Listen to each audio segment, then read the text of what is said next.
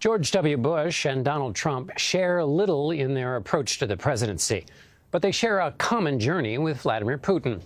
As Donald Trump prepares to meet the Russian leader in Anchorage, Alaska, their sit-down takes place against a backdrop of disappointment.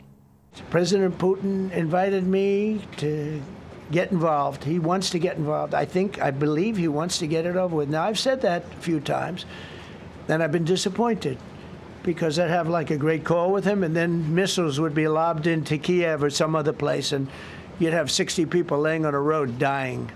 It's a rare admission from the president, who prides himself on his ability to read others in negotiations. That skill and his supposed read on Putin underpinned President Trump's early campaign boast that he could end the fighting in Ukraine quickly. George Bush traveled a similar road. When he first met with Putin in Slovenia in June of 2001, both were new presidents. Bush testified to the former KGB officer's character. I looked the man in the eye. I found him to be very straightforward and trustworthy. We had a very good dialogue. I was able to get a sense of his soul. He's a man deeply committed to his country and the best interests of his country. Bush later explained that what impressed him was a private moment when Putin showed him a cross his mother gave him.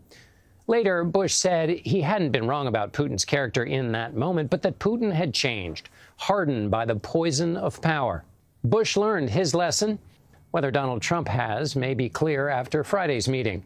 For Ukraine's president, who warned Trump that Putin was playing him, the answer could mean the difference between peace talks and more missiles.